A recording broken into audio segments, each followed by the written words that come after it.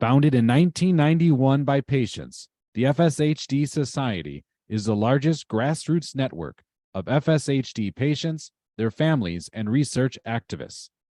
The FSHD Society offers a community of support, news, and information for the millions of people affected by FSHD worldwide. This is FSHD Society Radio.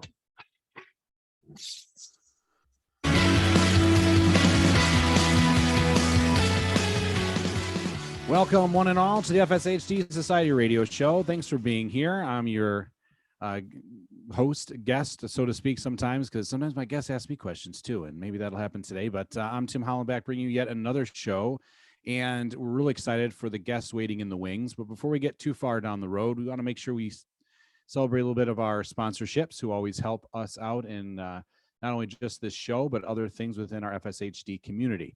We thank Perkin Elmer and Fulcrum. I know Fulcrum also too was a huge sponsor for that Orlando event that we had back in June. So we thank them for that and all the efforts that Perkin Elmer bring to us as well, including this show. Also, a little special thank you as we're getting closer into the walk and roll season here to Optum, who is the main sponsor of that event. So find a walk and roll event near you. You can go to fshdsociety.org for information about that, along with other happenings, which we'll talk about later in this episode. And speaking of episodes, if you're looking for past episodes, you can find them on YouTube if you want to watch in, or anywhere you find your podcast. Just go ahead and search FSHD Society Radio Show. I personally use Spotify, but what I hear, we're pretty much everywhere you want to find us. So spread the news. You can always use more listeners. That leads us to the great guest we have on for today.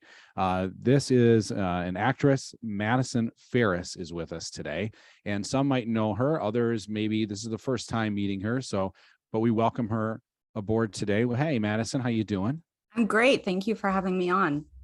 You bet. You bet. This always excites me because, one, I love having musicians on and people that are, in the world of acting, because those are two things that I really like and then get entertained by, and I can't do either one. So I'm always admired by people that can do it and then do it as a profession. So you got me a little bit, starstruckish, so to speak. So I'm always excited to talk to people in those worlds. So thanks for being here. I would argue that I think music is way harder than acting. I tried playing the bass 2 days ago. My friend is like a bass guitarist, and it took me forever just to get like nine. I don't know. I don't even know what you call them, like drums. Chords. Yes, chords. Yeah. And I still don't know if I could do it. But acting, it's like you take a few classes and you go from there. Oh, well then, if that's the case, well, thanks for being here. We'll take it. Might be diluting it a little bit. Like I did work very hard. I will say that. Yeah, I think it probably takes a little more. I think we've all had our fair share of watching bad acting in front of us, and I think the majority know the difference. I would assume. I'm not going to name any names of who is bad. I'm just saying. I think we've all witnessed it, and we also know what is really good. So, but you're also an actress that has FSHD. Is so many watching right now that have it, or loved ones, caregivers also watch our program and listen in. And one of the things that I thought was very admirable too is that when I was looking more information up about you, that you're the first actress in a wheelchair to play in a leading role on Broadway. Is that accurate? I mean, that's what they tell me. That's what they tell you. That's what they tell you too. Okay. Yeah, I think that's true. I mean, we've obviously had other actors on Broadway who have disabilities, who use wheelchairs, but I think this was the first time it was like a lead role, like a memorable Lara Wingfield, like a lead role character. Yes. Yeah, that is pretty remarkable. But so you have FSHD. Tell us a little bit about that, as in I call it like the FSHD story, maybe back when you were first diagnosed, or, the time maybe right prior to, a lot of people are interested in that journey or that part of your life. Yeah. Well, I was a teenager. I think I was actually like quite young. I was like 13 when I was diagnosed. But at first I didn't know what it was. So, it was just simple things like, people knew not to pick me first for kickball. Like people knew like I wasn't very fast at running. And that was fine. I still like took dance classes and played softball when I was young. And then things just started getting harder, where it was going up steps. It was taking like one at a time instead of doing 1 2 1. It was like 1 2 1 2. And just leaving class earlier to get there at the same time as everyone else to the next class. And I think they originally diagnosed me as Ehlers-Danlos syndrome. I might be mispronouncing that, but I was misdiagnosed. They just said like, oh, you're really flexible. I'm like, yeah, okay. But it was always something like little things here and there that looking back, I was like, oh, obviously. My mom would always like tease me that I never smiled in photos. She loved taking photos, and I never had this like gigantic toothy grin when I was a kid. So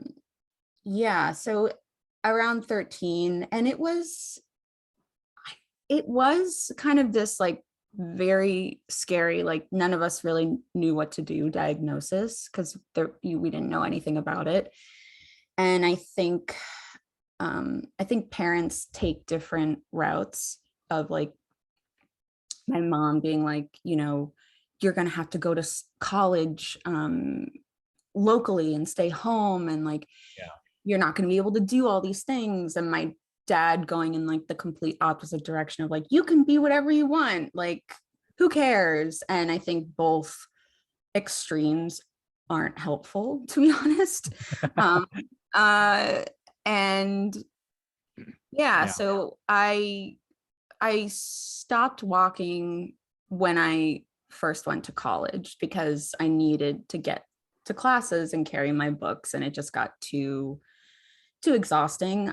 So I started using a mobility scooter when I first went away to college.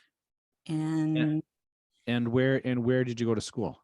I went to Muhlenberg College in Allentown, Pennsylvania. It's pretty small liberal arts college, but they had a big theater program. And at the time, like I always loved theater. Like I loved doing the school plays. Like that was the most fun thing I got to do, was be in a play every year since I was like 10 years old.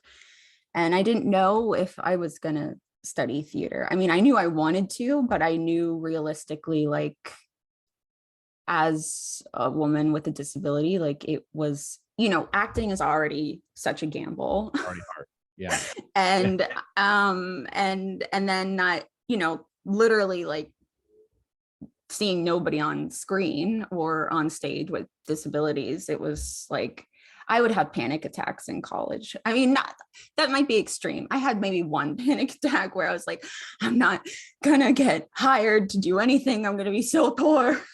So I double majored too. I studied media and communication. And I just kind of took everything one step at a time. Like, yes, I will study theater because I want to study acting, but I was always like, and then when I graduated college, or right before, they do this like showcase in New York where you get to meet some agents, and I got one out of that. And so it was just one thing after another, but always with a pinch of skepticism, like, well. And then I did move to New York, and I started working at like a documentary film company with my media degree. And I wasn't very helpful there. I'm surprised they kept me there that long. But I did have an agent, and I went on like a few auditions and nothing really stuck. And Yeah, I can keep going. Well, you know, I noticed that, and maybe this is inaccurate information, and please correct me, of course. Were you on an episode of like Law and Order Special Victim Unit, right? Yes. Yep. Okay. Okay. Yeah. I mean, that is one of our main staple programs in this home that I watch with my wife. Right. Probably like so many too, because there's like a gazillion episodes. So many. Yeah. So like right away that like jumped out for me because I am a fan of the program and all that. So selfishly, I'm going to ask, do you recall that experience being in that role or in that show? Definitely. Yeah. Yeah. That was a lot of fun. Talk about a well-oiled machine. Like they've been doing it for so long. So it was just very efficient. It was like the most efficient set I've been on. And also very kind, like the producers and the director and Mariska even bought me like hot wings for lunch. And she bought me a bouquet of flowers. She was really, really sweet. And she said that she saw me play Laura Wingfield on the Glass Menagerie and she loved it. And she just was full of praise for me, which was very surreal. That was a very surreal moment of my life. But yeah, that was a lot of fun. I remember when I was cast for that and I started telling people like, oh, I'm going to be on an episode of Law and Order. Everyone's like, who are you playing? Yeah. Who do you think? The victim, obviously. Like, I'm gonna be abused, like that person. Yeah. Right. I mean, that's just that's usually what it's going to be, especially if you're a woman cast in that role, special victims unit. It's like, yeah. So what was that like though, playing the victim?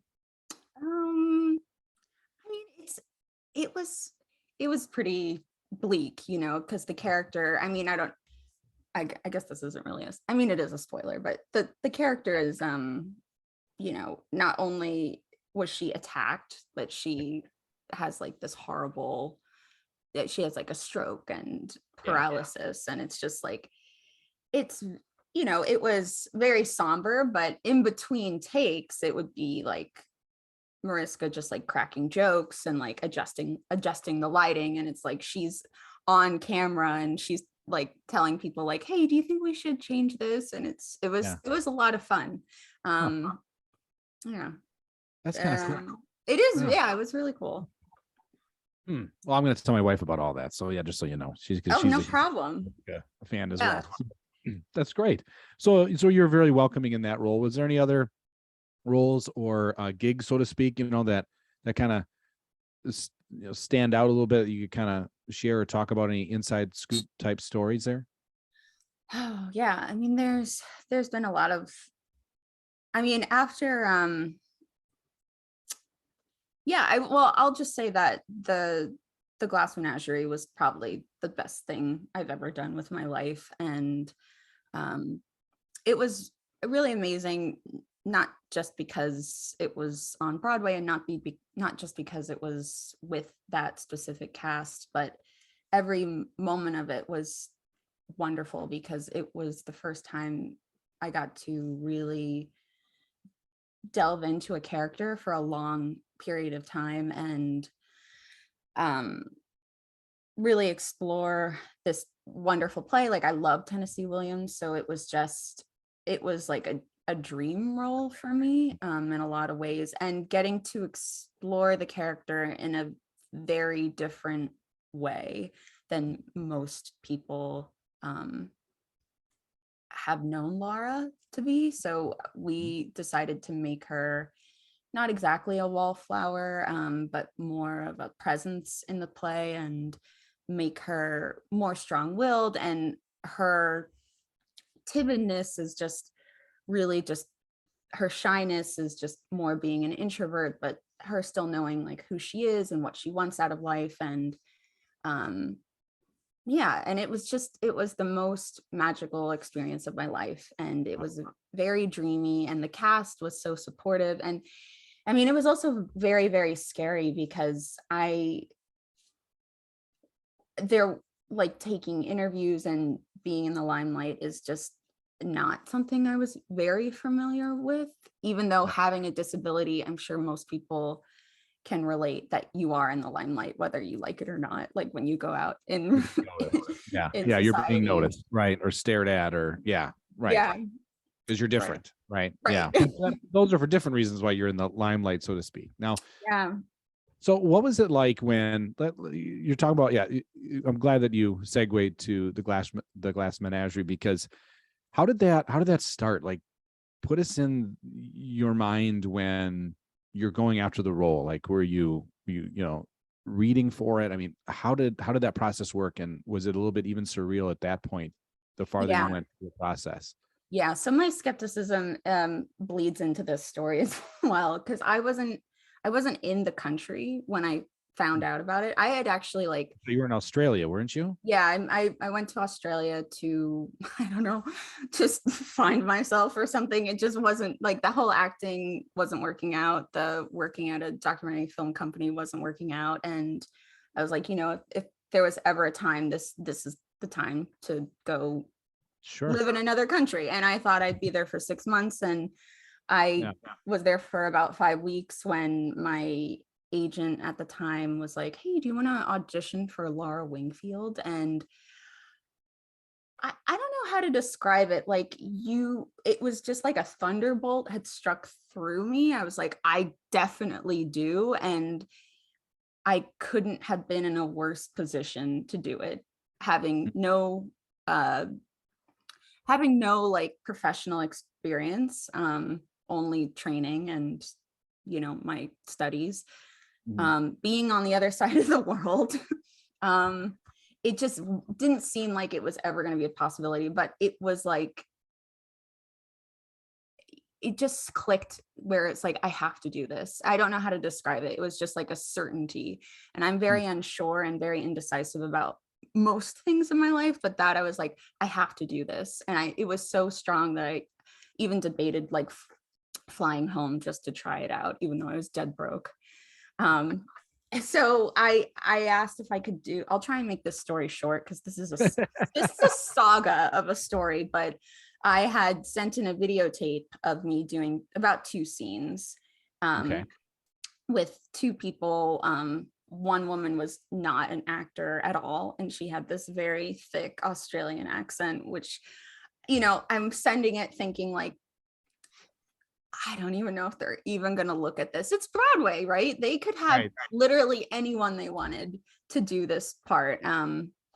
And so I sent it, and I remember like it wasn't uploading right. I remember the air conditioning wasn't working. I was sweating through my dress. It took me ages to finish it.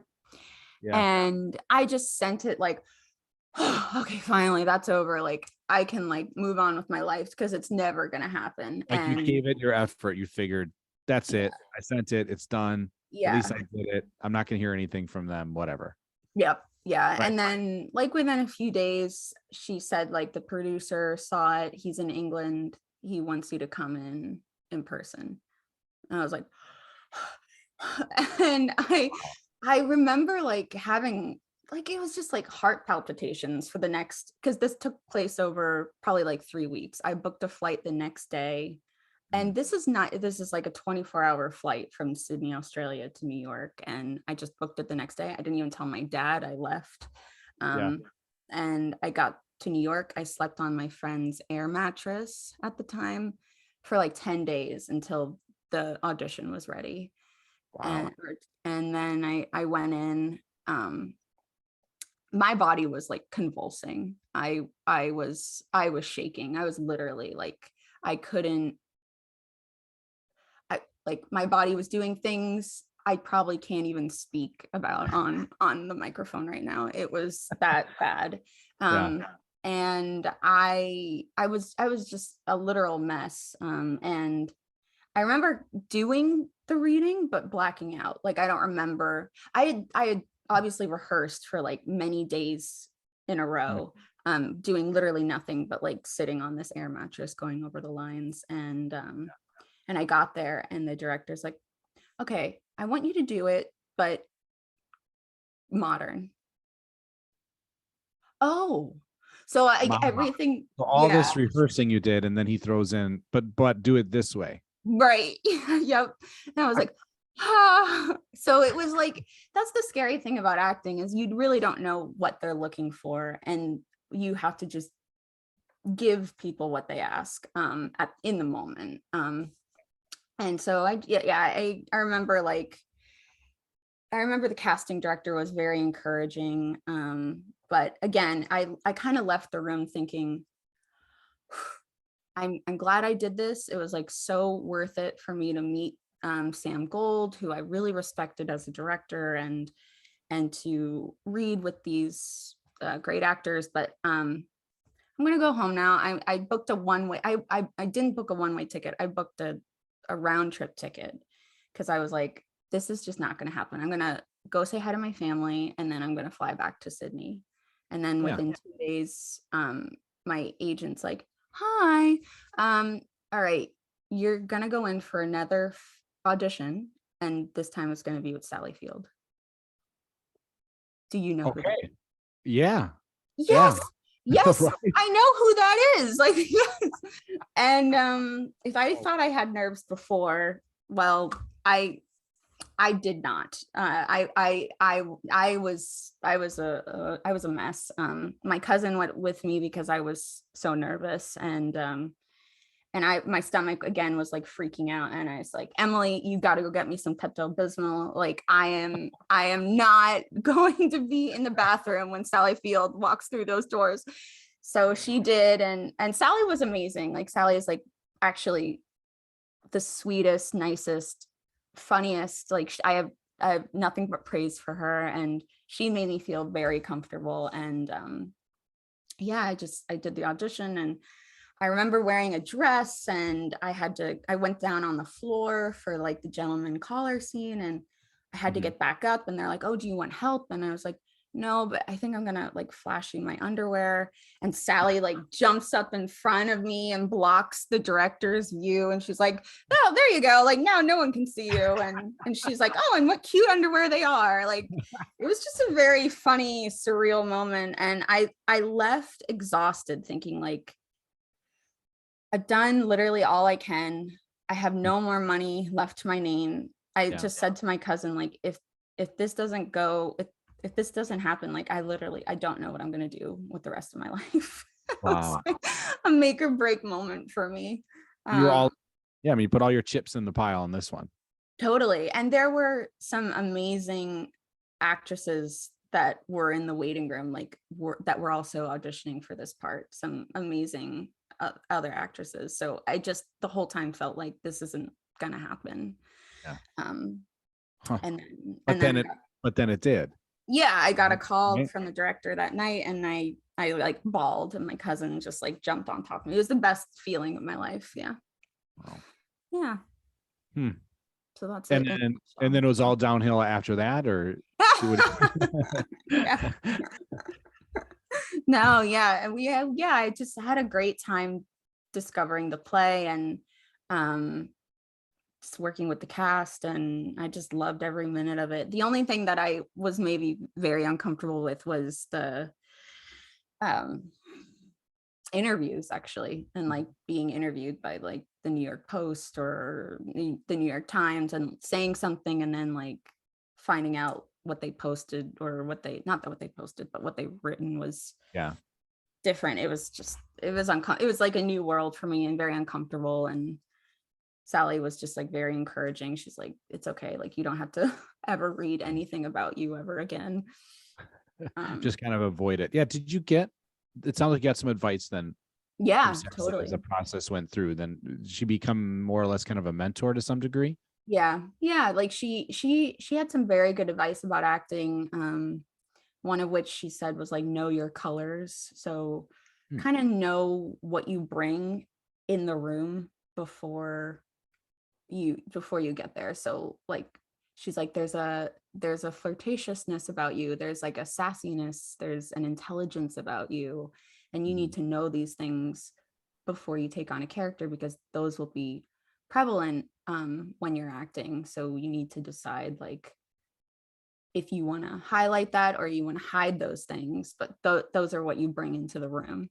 And that always kind of stuck with me. Wow, that's interesting. Yeah. Yeah, she was very encouraging.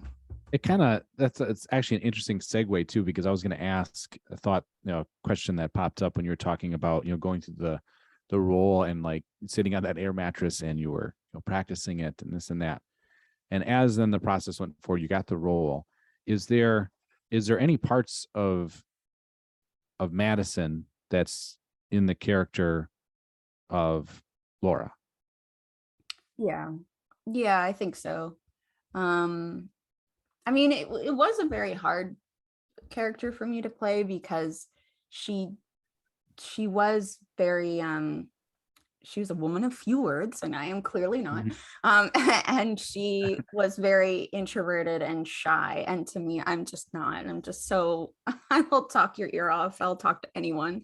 So that was kind of tricky. And then she also like having this, like I think I definitely brought things like my relationship with my mother into the role, and my I guess flirtatiousness with the gentleman caller, and wanting to keep peace in the family. I think that's one of Laura's main super objectives, is like to keep the peace. Two opposing odds together. Kind of similar to Stella in A Streetcar Named Desire. So there's a lot of overlap in Tennessee Williams shows, I think. But yeah, I think I definitely brought a lot of like sassiness to the role that I think is very much me, and I loved that. I loved doing that every night. Yeah. How many times did you perform it on Broadway? Do you know? I don't know how many times. I know it was 8 shows a week. Okay. And I think it was a limited run. It was about 3-4 months. Yeah. March, April, May, February. Yeah. I think about 3 or 4 months. That 8 shows a week, right? Yeah. Wow. That's a lot. Yeah. Yeah. And it can be, it's like, it's a workout. Like, it's really like tiring, and the show took really good care of me. They were like, you need a nutritionist, and I'm like, I agree. And I also I only had 1 day off a week, so I started a plant collection. Like every Monday I would like go to the plant store and buy a new plant, and now that's like a hobby I'm taking with me. Really? So how many plants do you have now? I have 20 right now. Okay. And they're all alive and well, I assume? Yeah. My mom was a landscaper, so she she's kind of like, she's like, move over, you don't know what you're doing, and she's taken over. Okay. So you bought them, but you have a landscaper on staff. Yeah, exactly. None are dying on our watch. Now, some might ask, especially those that have FSHD, where, because I know you mentioned when you were younger, you weren't getting picked first for the kickball team, and the reason we've all been in that position. And then you also mentioned, softball, playing those things, but then obviously, you don't now. So are there parts of that, the athletic life or those things that maybe you recall doing younger, that if you don't do now, is there anything that you miss? Well, I guess I was never very athletic. I kind of was like, I mean, I did dance classes. I do kind of miss that. I did get to revisit that in college, like kind of one of those weird, quirky college dance courses where it's like contact improv. And I actually got to do a few dance pieces in New York City, and people paid me to dance as a woman with a disability, which was wild to me. Wild. So, but yeah, I will say, like, it definitely, I mean, thankfully I always liked acting and movies when I was a kid, so I didn't have to give that up as my disability progressed. But there are things that I wish. It's kind of funny when you have a disability, because I think people assume we think about how different we are all the time, but we don't until something comes across us. It could be as simple as like, oh, that cup is at the top of the fridge. And it's Yeah. like, oh, okay, well, how do I get that cup? And it's like, do I knock it down with a stick, or, you know, do I shake the fridge or something like that? You know, you're not thinking about how different you are all the time, because it's just, that's insanity. It doesn't work that way. But when I'm acting, there are some things where I'm like, man, I wish my muscles didn't get weaker, because you know, it would be really funny if I could just do this like one movement to tell the story on camera. Yeah. And so I do have moments like that. And obviously it's like a progressive disease. So, you know, you're going to get weaker over time. And that is definitely scary for me. I think this play that I'm about to do in Massachusetts at Barrington Stage Company, I'm actually like quite grateful I get to do this part, because the character's mobility is even less than mine. Okay. So it's giving me hope that there will be roles in the future that I can do that, you know, as my disability progresses, I can still, you know, take on different roles. And I think writers are more attuned to that as well. Like we're seeing that more and more slowly, very slowly. Yeah. It feels like it's taking too much. Yeah. I know there is definitely some pushback from people that, you know, they see an able-bodied actor play the role of someone that isn't, and they're like, wait a minute, there's plenty of actors and actresses out there that can play that role, and that you know, are already disabled or are dealing with a, you know, if it's MD or MS or whatnot. And it's like, right, you know, how do you feel about that? You know, that it feels like maybe they're being passed over, maybe they're not being considered. I don't know. Yeah, I'm not a Hollywood insider, but the point is that we're not seeing, you know, people such as yourself in popular roles or continual roles. I think you made a huge push in the positive direction by being on Broadway and the continued work that you're doing. But why do you think it is taking so long to like turn the corner here? I don't know. I mean, I think it's, I mean, there's so many facets to casting, right? There's the producers, there's the director, and then there's the casting agents. And so casting agents first have to know that you're out there. And there are pushes too for casting, like they'll have workshops for actors with disabilities, and they will, you know, I audition all the time. I have a great manager. I audition for roles that aren't specifically saying like this actor has a disability, and I audition for roles that say that they do have a disability. And sometimes I'm not cast in either, actually, that most of the time, because as the life of an actor, you're not cast all the time or ever. So but why do I think it's taking a long time? Well, it starts with writers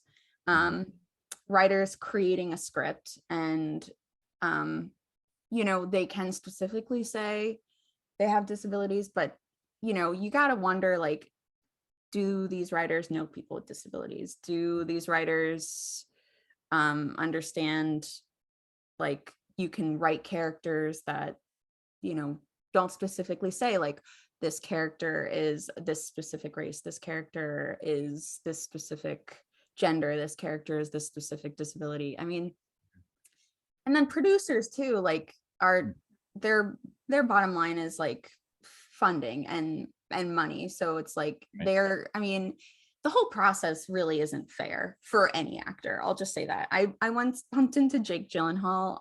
And when I say bumped into, I'll say I chased him down the street, and he literally, like, he talked to me for like 10 minutes, and he asked if I, you know, he's like, oh, he found out that I was an actor, and he was like, well, welcome to a shitty business. And he walked away. And it's like, that was his parting words to me. I'm like, so I think, like, I don't know if I can specifically pinpoint one problem as to why we're not seeing as many actors with disabilities. I think I think it's because I think casting is definitely more aware of these people and they are putting us in the room. But it just comes down to like who's best for the part. And hopefully, but I mean, it just sounds like, I mean, it's what you're saying is, it is a tough business regardless.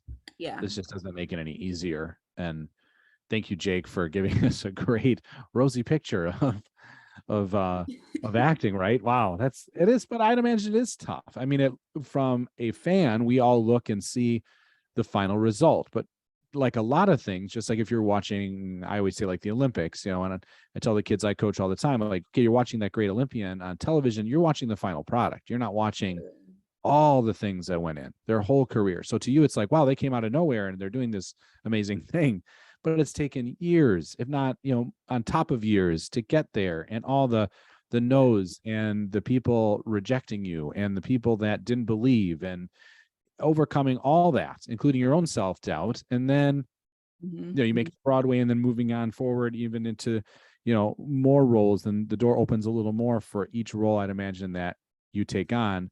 It builds more confidence in you, and kind of, broadens your palette and so forth. So tell us about then this new role, if you can, or as much as you can, because it's coming up fast. You said in Massachusetts, you said the Barrington Stage Company. Is that right? Yes. Yeah. So like you said, I mean, once you have like one good show under your belt, these things start building. So I know I was cast in a Amazon original series called Panic, and the main producer was like, I saw you on the Glass Menagerie and I loved seeing you. It like you made me cry, like you made me laugh. And so I am forever grateful for that part, because it led me to other great artists, other great creative people in the industry. Right. And it led me to this part now, which is at Barrington Stage Company. And the play is called All of Me. And I found out about it the year I did the Glass Menagerie. So I've been attached to this play since 2017. Wow. And that is another aspect of the industry. It takes so long to get a show up on its feet. And this is a brand new play. And the writer, she approached me, she said, I really want to write about a character who has a disability. And she specifically wrote about a character who lost her voice. So this character was a jazz singer, and she lost her voice, and she uses I always forget what it's called, speech talk technology. Yeah, I know what you're talking about. Yes. And she said, I just want to know, I haven't seen anything like this on stage. And she was very invested in doing a lot of research and asking a lot of disabled artists, like, what were their thoughts on this play? And she's been developing it and rewriting it since for as long as I've known her. And I kind of came in and did a reading, and then the next year I did another reading, and the next year I did another reading, and she's been submitting this play to competitions. And then this play won the Barrington Stage playwriting competition. And so the reward is that they produce it on stage. They produce it. Nice. Okay. Yeah. And the director is she was my assistant director on the Glass Menagerie. So it's just nothing but connections there. There's a connection. That's nice. Yeah. So what excites you then about this next project? I'm so glad you asked. Okay, so this play is hilarious. I'm just going to start off by saying that this is the funniest play I have read in a very long time.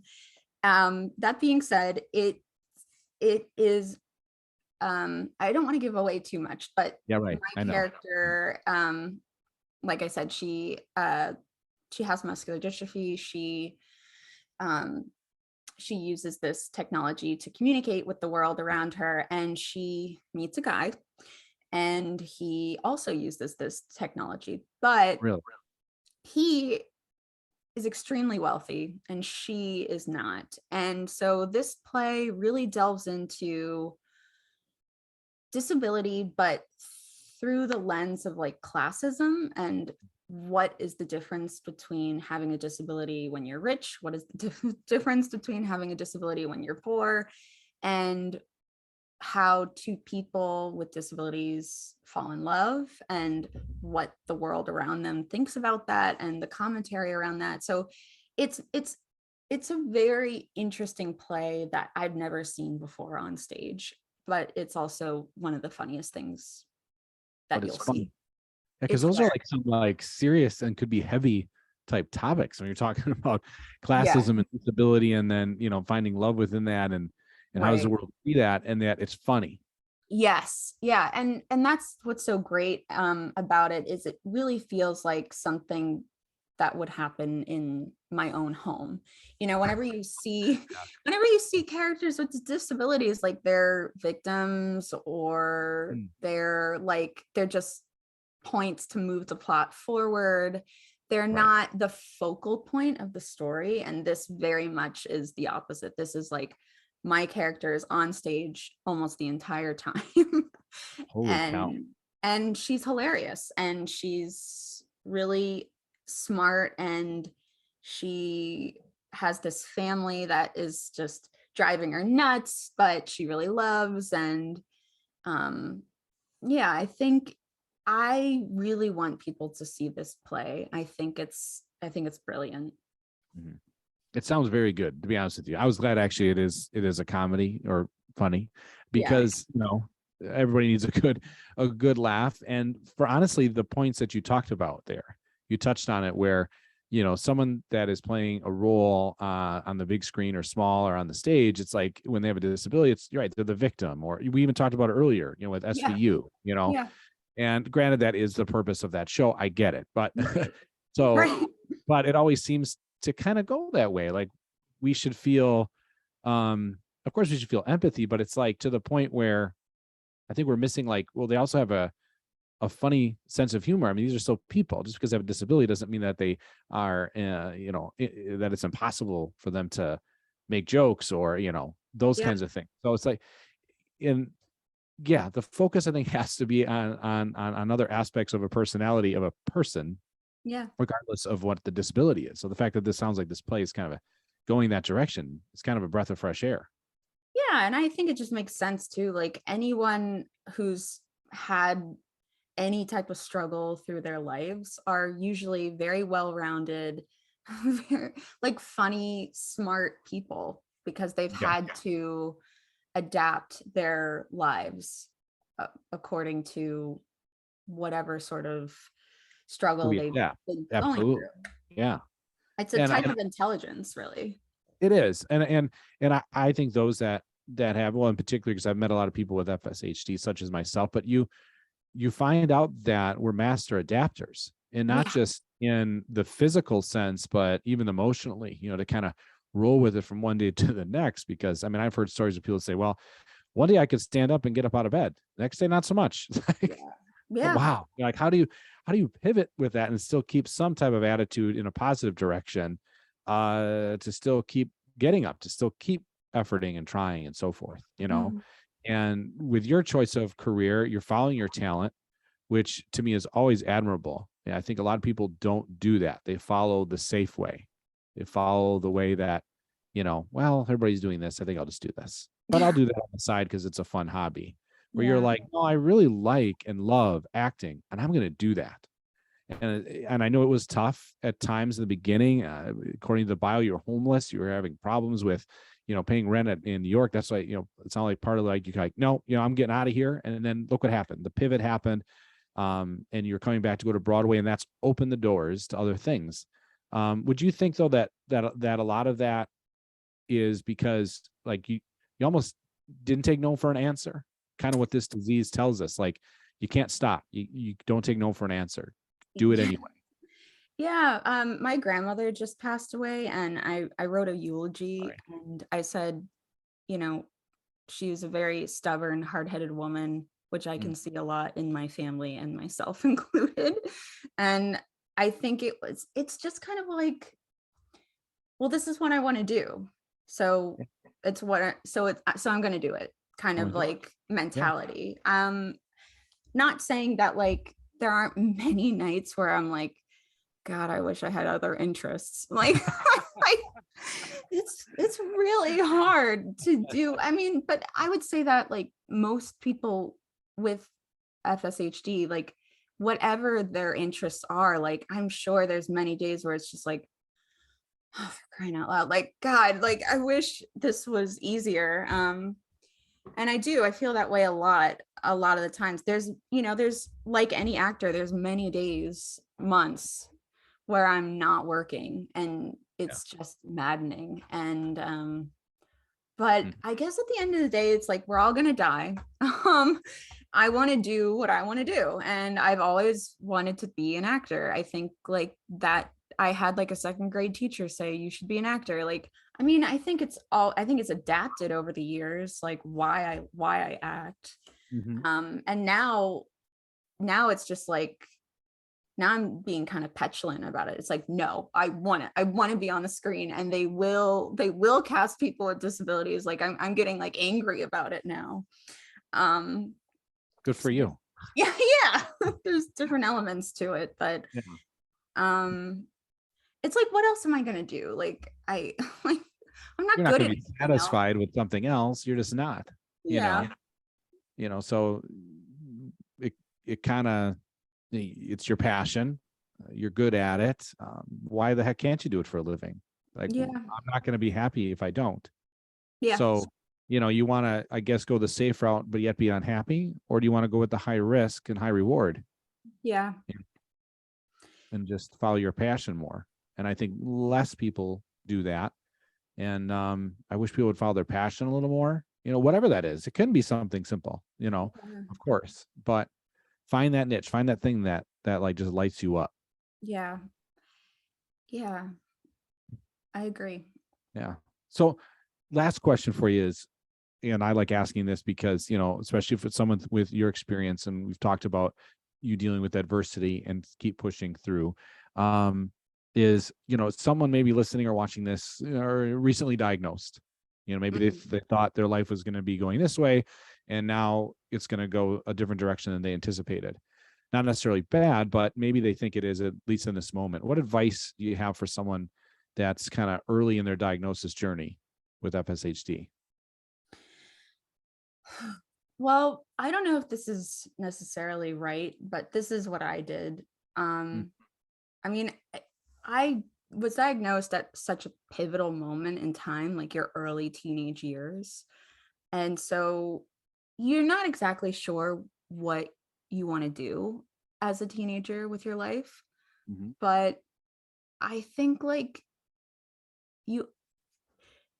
it's obviously going to be an element that you're going to have to consider with all things like transportation, housing.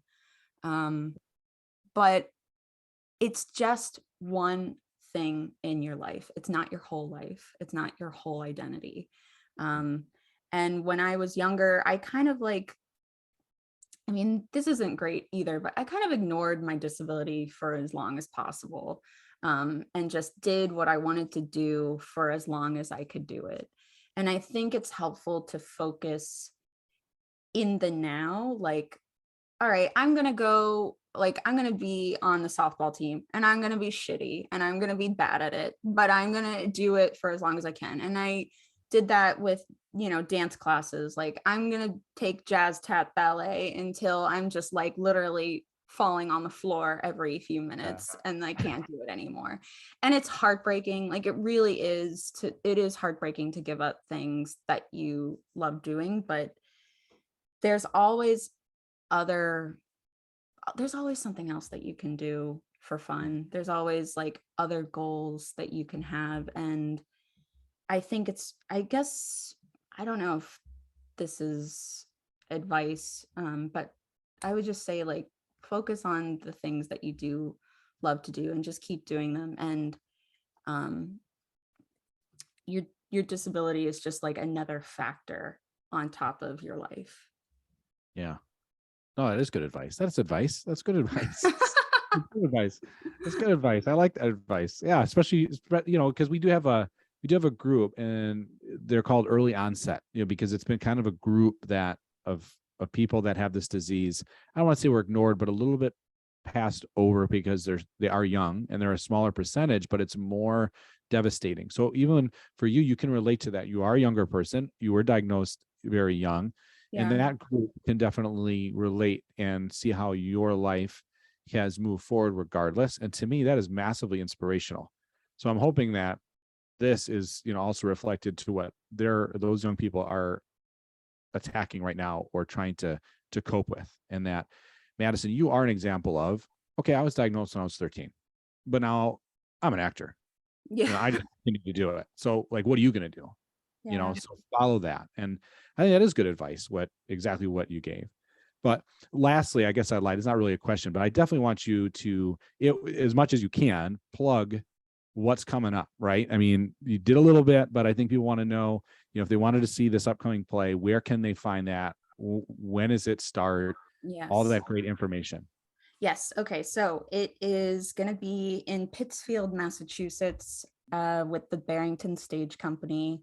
It's about a 500-seat theater, and I want it filled, people. I want you all coming out and filling up those seats, because if this is successful, we hope to bring it to other parts of the country. So it's in the Berkshires.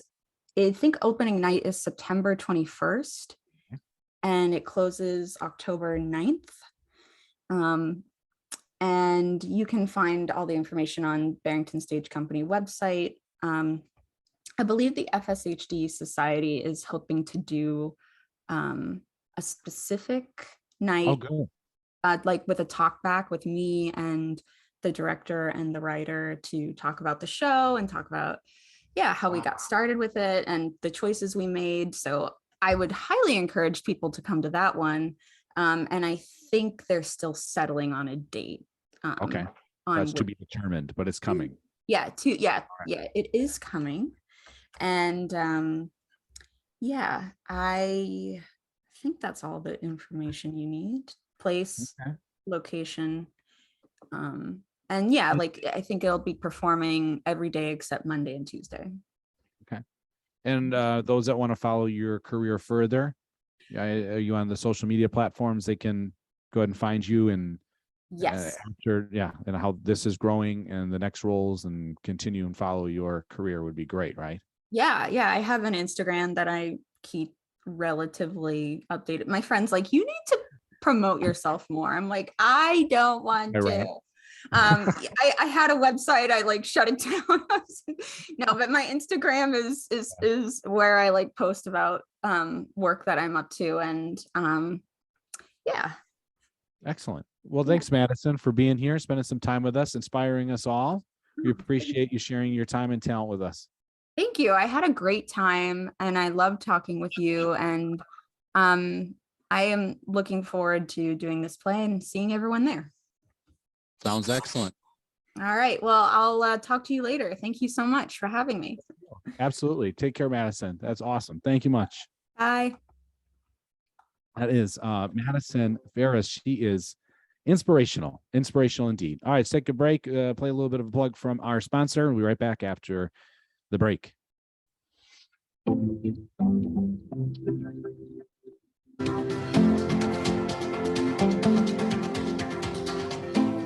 Today's FSHD Society Radio Show podcast is brought to you by PerkinElmer Genomics. PerkinElmer Genomics, a global leader in genetic and genomic testing, knows that getting a diagnosis matters. That's why PerkinElmer Genomics offers a comprehensive portfolio of test options to answer the complex medical questions that will inform care decisions and provide patients and their families with the best possible outcomes.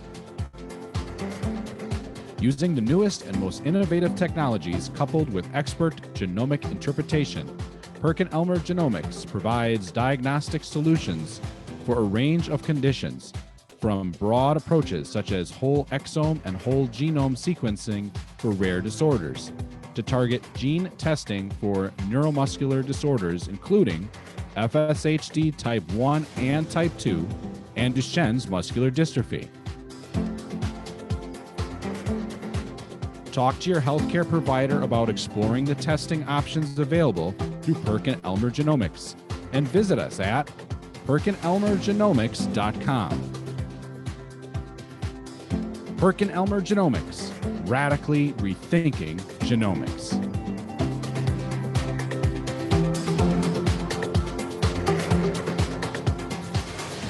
Welcome back to the FSHD Society Radio Show. You were just watching a great segment, or listening to, if you found us on the podcast platforms, to Madison Ferris, who spent some time with us. Great talking with her, a lot of energy.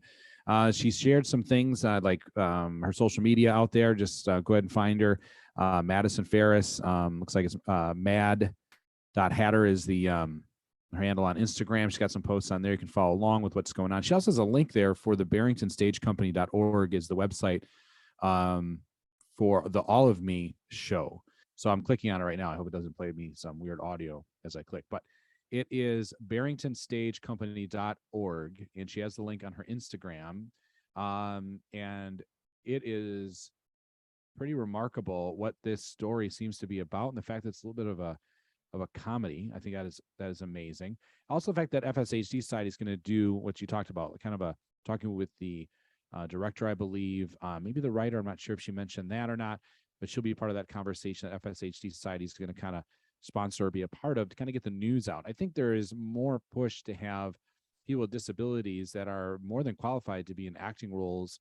I think they're tired as a whole being looked over, and that's at least the impression I get as a fan of movies and plays and shows, that I want to see people of all types throughout the world be in acting roles, especially if they're able to act. I'm not quite sure why that's not happening, but I'm not in the acting world. But I love the fact that Madison is kicking the door in regardless and going for it. So if you want to know how to get out there to this Barrington Stage Company, it says that there's a lot of information here on when it's going to be put on. Looks like September 21st at October 9th.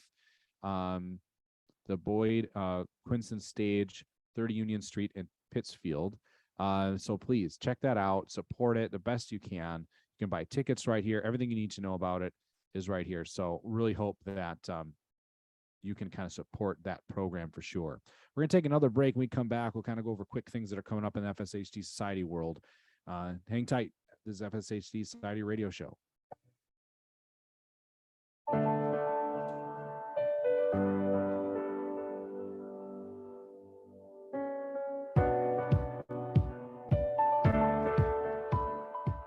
The FSHD Radio Podcast is brought to you by Fulcrum Therapeutics.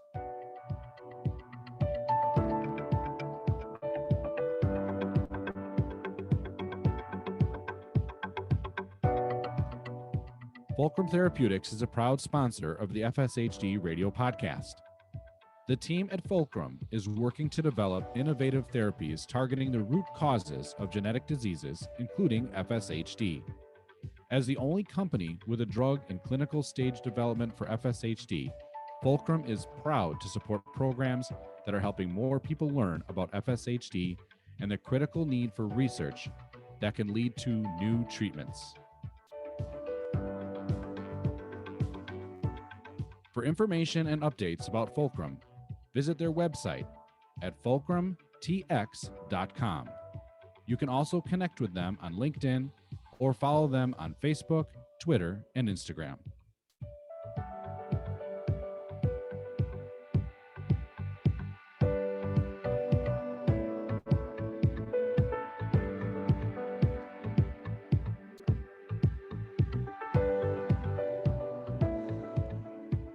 Welcome back to the FSHD Society Radio Show. Thanks for being here. This is the episode where we had featured guest Madison Ferris, an actress. She was on Broadway, Glass Menagerie with Sally Field.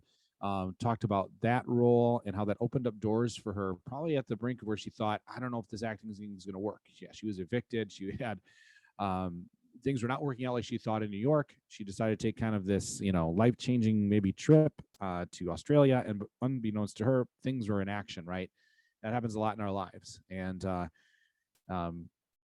asked to, go for that role that she eventually got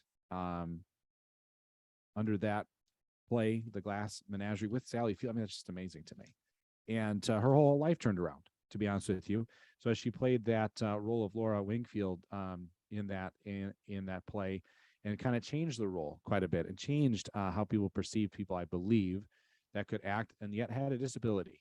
And really proud of her for doing that. And we referenced the early onset group that FSHD Society has, and I think that Madison is a big inspiration for that group, because there's a lot of things there that she offers in insight and perseverance, and it is not easy to overcome. We all know that. We're all doing it every day.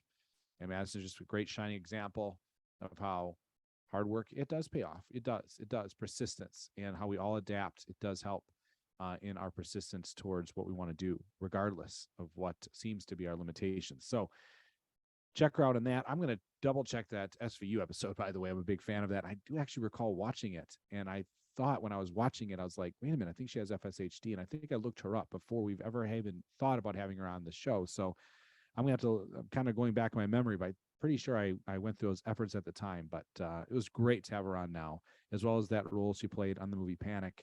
I'm going to check that out too, and I hope you can as well. But more importantly, check out what's coming for her, and that's going to be the next role of It's All of Me, Pittsfield, Massachusetts, at the Barrington Stage Company. Check it all out, barringtonstagecompany.org. Lastly, talk a little bit quickly about the things that are going on at FSHD Society. Check out local chapter meetings. They're all around you. Be a part of those. We really want you to. Because, for instance, it's a great time to communicate. Early onset group is also available there too. If you want to get in touch with that group, highly recommend it. It is something that I think is needed, and we've kind of looked past it. So check out when their next meetings are. When this show airs, I know we were looking to air it here in September, because this is when she's releasing the show and what's coming up. That was also within the walk and roll event. So I'm hoping that you are being a part of that. That is coming up, if this is airing like I believe it is on the 13th here of September, that those walk and roll events are coming up on the 17th, and you're excited for those things, as well as the Hot Off the Press episode coming later this month. Always check those out. The Gen Z for FSHD, that next meeting is September 18th. A lot of good things coming, more walk and rolls throughout the month. Be a part of that if you can. There's a great events out there to just draw into the community. And that is really what's important to me, is this community. Meeting each one of you, as I have, either through this platform or when I was in Orlando, meeting some face-to-face. Continue to communicate with me. Send me some emails. There's guests you want to be on the show. If you want to be a guest on the show, or you just kind of want to, I don't know, let's just chat, we could do that too. So I'm always here for you guys. Thank you very much for being a part of this show and all the shows in the future. If you want to find more episodes out there, they are available through Spotify and other platforms that you find your podcasts, as well as YouTube. Search the FSHD Society channel. Thanks all. We'll see you next time at the FSHD Society. Thank you to our sponsors, Perkin Elmer and Fulcrum, as well as Madison Ferris, for joining us today. Take care. Be well.